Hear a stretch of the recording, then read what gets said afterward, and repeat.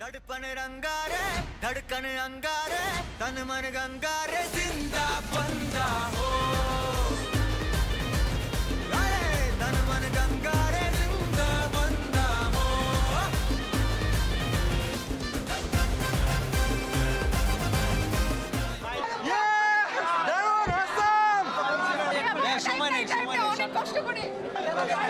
चार घंटा সোনার হরিণ পেয়েছি।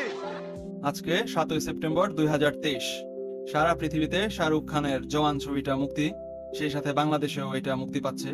তো এই ফার্স্ট ডেতেই সারা পৃথিবীর সাথে মিলিয়ে বাংলাদেশেও এই সিনেমাটা মুক্তি দেওয়া নিয়ে কি যে একটা পলিটিক্স, কি যে একটা ফাইজলামি হয়েছে, এটা তো আপনারা সবাই জানেন। এটা নিয়ে নতুন করে বলার আর কিছু নাই। আমরা যারা সাধারণ সিনেমা প্রেমী দর্শক আছি, পুরো ভোগান্তিটা আমাদের উপর দিয়ে গেছে। তো যাই হোক, ভোগান্তি শেষে সিনেমাটা যে অ্যাটলিস্ট দেখতে পারছি, একদম সারা পৃথিবীর সাথে বাংলাদেশেও সেম ডেটেই সিনেমাটা মুক্তির দিনে আমরা দেখতে পারছি, এতেই খুশি। তো আজকে সেই দিনের অভিজ্ঞতাটা আপনাদেরকে আমি বলবো। 2023-এ শাহরুখ খানের 3টা ছবি মুক্তি পেয়েছে। এর মধ্যে সবার প্রথমে ছিল পাঠান, সেটা ছিল জানুয়ারিতে মুক্তি পাইছে। সৌভাগ্যক্রমে পাঠান মুক্তির সময় আমি ভারতেই ছিলাম, একদম সিনেমাটা ফার্স্ট ডেতেই দেখতে পারছি। তো সেই জন্য আশা ছিল যে জওয়ান যদি ফার্স্ট ডেতে দেখতে পারতাম। লাকিলি ফার্স্ট ডেতে জওয়ানও দেখতে পারছি। এর জন্য স্পেশাল থ্যাঙ্কস টু আমার ভাই লোক নাইম, জান্নাতুল নাইম আর ওর ভাই ব্রাদার। শুধুমাত্র ওদের জন্যই আমি এই সিনেমাটা দেখতে পারছি, নইলে আমি আমার একার প্রয়াসে এই সিনেমাটা জীবনেও ফার্স্ট ডেতে দেখতে পারতাম না। তো নাইম এন্ড ইউর ভাই ব্রাদার্স, থ্যাংক ইউ। জওয়ান সিনেমাটা যে বাংলাদেশে আনকাট সেন্সর পাইছে, এই খবর অনন্য মামুন 3টার সময় ফেসবুকে পোস্ট করে দিছে। তারপরেও কোন সিনেমা হলই এটা টিকিট বিক্রি শুরু করতেছে না। এর কারণ কি ওরা নিজেরাও জানে না, আমরাও জানি না। কিন্তু সিনেমা প্রেমী যত দর্শক আছে, শাহরুখ খানের যত ফ্যান আছে, তারা তো সেই বেলা 12টা থেকেই সব সিনেমা হলে একদম ঘেরাও দিয়ে রয়েছে যে কখন সিনেমার টিকিট বিক্রি হবে। সবাই আর কি টিকিট কিনে ফার্স্ট ডেতেই সিনেমাটা দেখবে। তো আমিও ভেতরে ভেতরে খুব অস্থির যে আরে এটা কি দেখতে পারবো কিনা, দেখাবে কি দেখাবে না। তো 3টার সময় যখন আর কি কনফার্মেশন পাইলাম যে সিনেমাটা ছাড়পত্র পাইছে, তো আজকে দেখাইতে পারে, তো একটা মনে একটা আকাঙ্ক্ষা জাগছে। তো এই জন্য নাইমের সাথে যোগাযোগ করলাম। নাইমও বললো যে ভাই আমি আছি ব্লকবাস্টারে, আর আমার কিছু ভাই ব্রাদার আছে এসকেএস এ। তো আমি এই জন্য করলাম কি, ওর সাথে কথাবার্তা বলে তাহলে এসকেএস এ যাই আমি, যেহেতু তোমার ভাই ব্রাদাররা এসকেএস এ আছে অপেক্ষা করতেছে, আমিও যে ওদের সাথে আর কি থাকি। তো ওইখানে যদি টিকিট বিক্রি করে শুরু হয় তাহলে ওদের সাথে দেখে ফেলবো। কিন্তু এর মধ্যে আজকে হইতাছে বৃষ্টি, সারাদিনই গুড়ি গুড়ি বৃষ্টি, কখনো থামতেছে আবার কখনো জোরে কখনো হালকা হালকা, সারাদিনই বৃষ্টি লাগে আছে। তো এই জন্য আমি একটা ছাতা হাতে নিয়ে বের হয়ে গেলাম 6টার আগ দিয়ে। তো 6টার পরই আমি এসকেএস এ পৌঁছে গেলাম।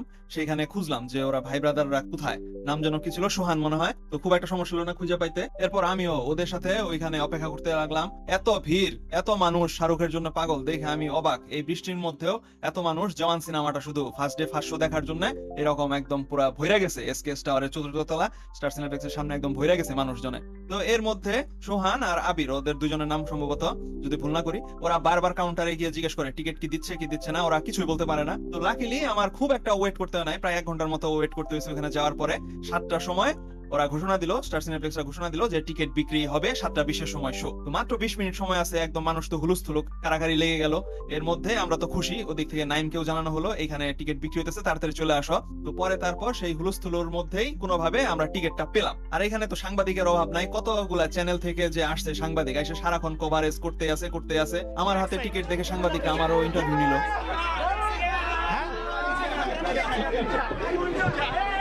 দেখতে পাচ্ছেন এখানে কোনোভাবেই কিন্তু এখান থেকে দৌড় দিয়ে তারা চলে যাওয়ার চেষ্টা করছে।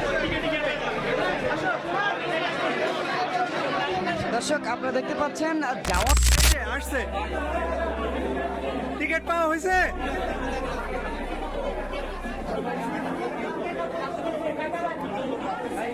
একসাথে আর এটা একটু আমার পাশে বসবে।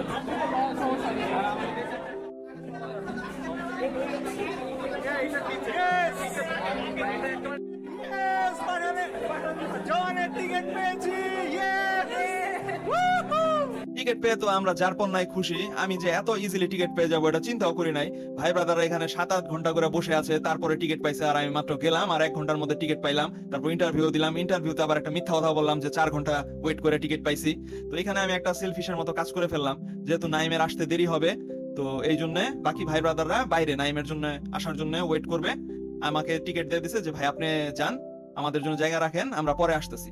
তো আমি এই জন্য করলাম কি, একটা টিকিট নিয়ে আমি ঠিকই ভিতরে ঢুকে গেলাম। ওরা যারা সারা দিন অপেক্ষা করছে ওরা বাইরে দাঁড়ায় রইলো। পর আধা ঘন্টা সিনেমা আর কি ওরা মিস করছে, ফার্স্টের আধা ঘন্টা ওরা মিস করছে। এই ব্যাপারটা আমার কাছে নিজের কাছে খুব খারাপ লাগলো। আর টিকিট নিয়ে সিনেমা হলের ভিতর ঢোকার সময় সাংবাদিকরা এত এত প্রশ্ন করলো, সাংবাদিকরা তো একদম ঘিরে ধরছে, এতগুলা সাংবাদিককে একসাথে ইন্টারভিউ দিলাম না হলেও 10-12টা, কিন্তু খুঁজে খুঁজে নেটের মধ্যে পেলাম মাত্র 3টা ক্লিপ। আর ইন্টারভিউ যে পুরো একটা ফেক, ওরাই করে কি কথা শিখিয়ে দেয়, যেমন এই যে সোনার হরিণ পেয়েছি। সোনার হরিণ পেয়েছি, এই কথাটা একদম সাংবাদিকরা আমাকে শিখিয়ে দিচ্ছে যে এই কথা বলে। তো যাই হোক, আমি টাইমলি সিনেমা হলের ভিতর ঢুকে গেলাম, একদম শুরু থেকে সিনেমা এনজয় করতে লাগলাম। 30-40 মিনিট পরে নাইম আর বাকি ভাই ব্রাদাররা আসলো। ওরাও যখন আসছে ঠিক সেই মুহূর্তে জিন্দাবান্দা গানটা শুরু হয়েছে। আর এই গানটা শুরু হওয়ার সাথে সাথে পুরো থিয়েটারের মানুষ একসাথে যে নাচানাচি হইচই শুরু করলো না, দেখে একদম গায়ে জোশ আইসা গেল। আমিও আর কি নিজের জায়গায় দাঁড়ায় আর কি নাচানাচি করছি, লাফালাফি করছি। মানুষজন একদম স্ক্রিনের সামনে চলে গেছিল, আমি অত দূর যাই নাই, নিজের জায়গাতেই লাফালাফি করছি কতক্ষণ আর চিল্লাইছি।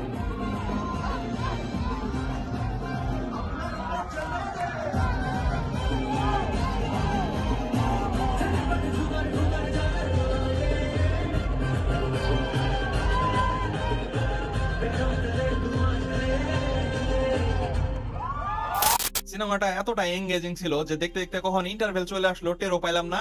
ইন্টারভেলের পরে সেকেন্ড হাফ শুরু হলো, সেটাও যে দেখতে দেখতে কোন ফাঁকে ফুরাই গেল টেরও পাইলাম না। মানে প্রায় 3 ঘন্টার মতো সিনেমা লম্বা, দেখতে দেখতেই শেষ হয়ে গেল। আর সিনেমা ভর্তি চিল্লানোর মতো এত এত মোমেন্ট রাখছে যে চিল্লাইতে চিল্লাইতে একদম গলা ব্যথা হয়ে গেছে। আর সব থেকে আমরা বেশি জুড়ে চিল্লাই দিছি যখন বিক্রম রাঠোর মানে বুড়ো শাহরুখ যখন আর কি এন্ট্রি নেয় সিনে, সেই সময় তো চিল্লাইতে চিল্লাইতে একদম পুরো ফাটায় ফেলছি। পুরো সিনেমাটা তো এনজয়েবল ছিলই, ইভেন লাস্টের যে এন্ডিং সংটা সেই সময়ও আমরা তো মানে কি দেখলাম, এটা দর্শক একদম সব আবার সেই শুরুতে জিন্দাবান্দা গানের সময় যেরকম নাচানাচি করছে, এই শেষে রামায়া এই গানের সময় সবাই যখন বের হইতেছে এই সময় একদম স্ক্রিনের সামনে সবাই মিলে দাঁড়ায় এমন নাচানাচি চিল্লা চিল্লি, মানে জোস একটা মোমেন্ট ছিল। জওয়ান ছবিটা যে একদম 100%ই ভালো এমন কথা বলবো না, কারণ ছবিটা এমন একটা মাসালা ছবি যেটা থিয়েটারে বসে দেখতে অনেক মজা লাগবে, কিন্তু ডিপলি যদি চিন্তা করি এটাতে অ্যাকচুয়ালি কি মেসেজটা দিল সেটা বোঝার পরে আর ভালো লাগবে না। আমিও এই ছবি যখন থিয়েটারে দেখছি তখন তো খুব মজা লাগছে, খুবই এক্সাইটিং, ভালো লাগছে, চিল্লাইছি। কিন্তু বাসায় আসার পরে যখন অ্যাকচুয়াল জিনিসটা আর কি কি দেখাইতে চাইলো, কি প্রমোট করলো সেটা নিয়ে চিন্তা ভাবনা করলাম, তখন তো একদম ঘৃণা লেগে গেল যে এটা কি দেখলাম, ছি, এটা তো পুরো একটা ফেমিনিস্ট মার্কা সিনেমা। আর পরিচালক অ্যাটলি কুমার একটা ফেমিনিজমের দালাল।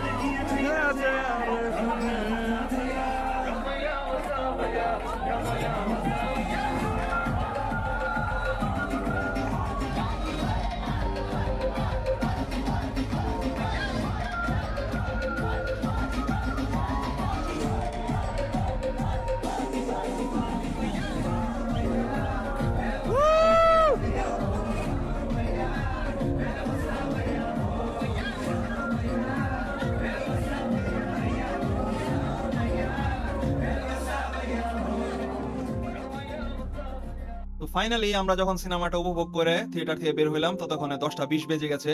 এখন বাসায় যাওয়ার তো তারা এমনিতে, কিন্তু আমার ভাই লোক যে নাই মতো একজন উৎকৃষ্ট মানের ইউটিউবার, ও দর্শক রিয়াকশন নেওয়ার জন্য জনে জনে গিয়ে মাইক হাতে প্রশ্ন করলো কেমন লাগলো, আপনি কি স্যাটিসফাইড কিনা, নানা রকম প্রশ্ন করতে লাগলো। এইসব করতে করতে দেরি তো হয়েছেই, প্লাস এসকেএস টাওয়ারে শাহরুখের যত ফ্যান আছে বাংলাদেশি শাহরুখ ফ্যান ক্লাব, তারা সবাই করছে কি কেকের আয়োজন করছে। সিনেমা শেষে থিয়েটারের বাইরে সবাই আর কি কেক কেটে উদযাপন হইচই। এখানেও আমরা আরো কিছু সময় অতিবাহিত করলাম, কেক টেক খেলাম, এখানেও ইন্টারভিউ নেওয়া টেওয়া হলো। তো আলটিমেটলি 11:30 বেজে গেছে। সবকিছু ফর্মালিটি শেষ করে এসকেএস থেকে বের হইতে হইতেই 11:30 বেজে গেছে। হ্যাঁ, এখন তাহলে ওই আগের কথায় ফিরে আসি, কেন সিনেমাটা দেখে আমার পরে ঘৃণা লাগছে, যার কারণে আমি সেকেন্ড টাইম এই ছবিটা আর দেখি নাই। ওটিটিতে রিলিজ হওয়ার পরেও ডাউনলোড করে কেন আর বাসায় সেকেন্ড টাইম দেখি নাই। ওয়েল, এর কারণ হইতেছে এই ছবির যে ডিরেক্টর অ্যাটলি কুমার, এই শালায় একটা ফেমিনিস্টের দালাল। ওর এর আগে আমি যে কয়টা ছবি দেখছি, বিগিল দেখছি, তারপর থেরি, সবগুলা ছবি ফেমিনিস্ট ছবি। এই সবগুলা ছবিতে ও করে কি ফিমেলদেরকে গ্লোরিফাই করার জন্য পুরুষদেরকে ইনসাল্ট করে। যেমন এই জওয়ান ছবিতে একটা দৃশ্য আছে এরকম যে আর্মিরা যখন জেলের ভিতরে ঢুকে, ওই জেলের ভিতর যত মেয়ে ছিল সবগুলা মিলে ওই পুরুষদেরকে আর্মিদেরকে নাঙ্গা করে বাইরে ছেড়ে দেয়। What is this? এটা খুব হাহা হিহির ব্যাপার। এই ব্যাপারটাই জাস্ট যদি রিভার্স করে দেওয়া হয় যে ছেলেরা ধরে মেয়েদেরকে এই সেম কাজ করে দিল, তখন তো এটাতে একদম সুশীল সমাজ, ছিছি, জঘন্য, অশ্লীল, যাতা বলবে। মেয়েরা করলে ঠিক, পুরুষরা করলে এটা একদম মহাপাপ। এটা কেমন কথা? আর সব থেকে যেটা জঘন্য জিনিস এই ছবিতে দেখাইছে সেটা হইতেছে বাস্টার্ড পয়দা করা প্রমোট করছে। এই ছবির যে নায়িকা নয়নতারা, ওর ব্যাক স্টোরি দেখাইছে এরকম যে ও বিদেশ পড়তে গেছিল, সেইখানে কান্না কার সাথে প্রেম করে তার সাথে বিয়ে না করেই বাচ্চা পয়দা করছে। তারপর সেই বাচ্চা নিয়েই এত বছর অনায়াসে ও জীবনযাপন করতেছে। মানে এখানে এই টোটালি বাস্টার্ড পয়দা করাটাকে নরমালাইজ করা হয়েছে। এই আকামটা তো করছে, তার উপর আবার যদি একটু ডিপলি চিন্তা করা যায় দেখা যাবে নয়নতারার বয়স শাহরুখের থেকে অনেক বেশি। এখন এই বয়স্ক মহিলার এই বাচ্চার বাপের পরিচয় দেওয়ার জন্য একজন বাপ দরকার, এই জন্য এই মাঝ বয়সে এসে তার থেকে কম বয়সী কোনো ছেলের ঘাড়ের উপরে আর কি ঝুলা পড়া।